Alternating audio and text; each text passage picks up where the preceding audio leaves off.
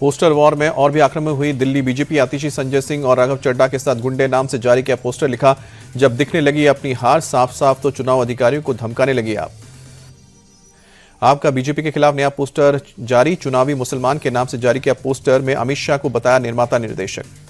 आपने बीजेपी के पुराने ट्वीट का दिया जवाब। ट्वीट में बीजेपी ने केजरीवाल को बताया था चुनावी हिंदू, बीजेपी के चुनावी हिंदू को केजरीवाल का जवाब। आम आदमी पार्टी ने अपना कैंपेन सॉन्ग भी लॉन्च किया, फिर लाएंगे केजरीवाल सॉन्ग लॉन्च किया। नई दिल्ली सीट पर वोटर लिस्ट को लेकर सीएम आतिशी ने मुख्य चुनाव आयुक्त को लिखा पत्र। सोमवार को चुनाव आयोग ने जारी की थी फाइनल लिस्ट। दिल्ली विधानसभा चुनाव को लेकर बोले आप नेता सौरभ भारद्वाज, कहा पिछली बार की तरह भी भाजपा को बहुत कम सीटें आएंगी। दिल्ली चुनाव को लेकर आप नेता प्रियंका कक्कड़ बोली दिल्ली में चौथी बार बनेगी हमारी सरकार। दिल्ली चुनाव को लेकर अलका लांबा का दावा, कहा कि दिल्ली में सत्ता विरोधी लहर, दिल्ली की जनता को विकल्प की तलाश। नई दिल्ली के ओर से कांग्रेस प्रत्याशी संदीप दीक्षित बोले कांग्रेस चुनाव के लिए पूरी तरह तैयार है। नई दिल्ली में केजरीवाल ने किया है क्या। दिल्ली विधानसभा को लेकर बोले बीजेपी नेता सतीश उपाध्याय, कहा कि बीजेपी चुनाव के लिए पूरी तरह से तैयार है। दिल्ली में इस बार बीजेपी की सरकार बनेगी। दिल्ली चुनाव को लेकर वीरेंद्र सचदेवा का बड़ा दावा, कहा कि आपने 10 साल में दिल्ली को बर्बाद किया है। दिल्ली की जनता परिवर्तन के लिए तैयार। बांसुरी स्वराज का भी बड़ा दावा, दिल्ली में जनता कमल खिलाने के लिए तैयार है। आपदा हटाने से दिल्ली में बदलाव लाना है। बीजेपी नेता तरुण चुग बोले दिल्ली की जनता केजरीवाल नामक आपदा से मुक्ति चाहती है। दिल्ली में डबल इंजन की सरकार बनने जा रही है। दिल्ली विधानसभा चुनाव को लेकर बोले बीजेपी नेता रमेश विधुरी, कहा कि दिल्ली के लोगों को इंतजार, आपदा से जल्द मुक्ति मिले। मतदाता बढ़ चढ़कर मताधिकार का उपयोग करेंगे। रमेश विधुरी के प्रियंका गांधी को लेकर दिए बयान पर बोले राजस्थान के पूर्व सीएम अशोक गहलोत, कहा कि देश का माहौल बहुत विवादास्पद हो गया है। भाजपा को इसके खिलाफ कार्रवाई करनी चाहिए थी, लेकिन उन्होंने क्या कार्रवाई की।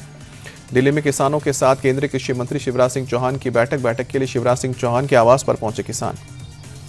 दिल्ली में अमित शाह ने सीबीआई के 35 अधिकारियों और कर्मचारियों को दिए पुलिस पदक। राष्ट्रपति पुलिस पदक और जांच में उत्कृष्टता के लिए केंद्रीय गृह मंत्री पदक से भी सम्मानित किया गया। गृह मंत्री अमित शाह ने भारत पोल पोर्टल को भी लॉन्च किया। पोर्टल के माध्यम से देश की सभी एजेंसियां मिलकर अंतर्राष्ट्रीय सहायता ले सकेंगी। अमित शाह ने भारत पोर्टल को लेकर अंतर्राष्ट्रीय जांच को एक नए युग में ले जाने वाली शुरुआत कहा। बोले कि भारत की हर एजेंसी और राज्यों की पुलिस इस पोर्टल से इंटरपोल के साथ जुड़ जाएगी। सीएम विष्णुदेव साय ने बीजापुर आईईडी ब्लास्ट में बलिदान देने वाले 8 डीआरजी जवानों को श्रद्धांजलि दी। सीएम ने शहीदों के परिवार से मुलाकात भी की। दंतेवाड़ा पहुंचे विष्णुदेव साय ने डीआरजीओ जवानों के ताबूत भी उठाए। डीआरजीओ जवानों के ताबूत को दिया कंधा। नक्सलियों के आईईडी विस्फोट में जवानों की शहादत हुई थी। नक्सलियों की कायराना हरकत पर बोले छत्तीसगढ़ के उप मुख्यमंत्री अरुण साव, नक्सलियों को इसका खामियाजा भुगतना पड़ेगा। बस्तर को नक्सल मुक्त करने का हमारा संकल्प और भी मजबूत हुआ। छत्तीसगढ़ के बीजापुर में बीजेपी के डीजीपी अशोक जुनेजा ने घटनास्थल का दौरा किया। सीआरपीएफ के आईजी राकेश अग्रवाल भी रहे मौजूद। छत्तीसगढ़ के बीजापुर में सुरक्षा बलों के काफिले पर हुआ था बड़ा नक्सली हमला। आईईडी ब्लास्ट में डीआरजी के 8 जवान और 1 ड्राइवर शहीद। दंतेवाड़ा, नारायणपुर और बीजापुर में एक सर्च ऑपरेशन से लौटते वक्त जवानों पर हुआ था हमला। ब्लास्ट में कई जवान घायल हुए। सूत्रों के मुताबिक नक्सलियों ने हमले में करीब 100 किलो आईईडी विस्फोट का इस्तेमाल किया। कर्नाटक में 3 महीने की बच्ची और 8 महीने के बच्चे को ग्रसित पाया गया है। दोनों बच्चों का बेंगलुरु के अस्पताल में इलाज चल रहा है। नागपुर में भी एचएमपीवी के 2 मरीज मिले हैं। 7 साल के बच्चे और 14 साल की बच्ची की रिपोर्ट पॉजिटिव आई है। दोनों बच्चे खांसी और बुखार से ग्रसित हैं। एचएमपीवी वायरस को लेकर कर्नाटक के गृह मंत्री जी परमेश्वर बोले स्वास्थ्य विभाग ने पहले ही सावधानियां बरतने के निर्देश दिए हैं। अब सभी को इससे अपनाने की जरूरत है।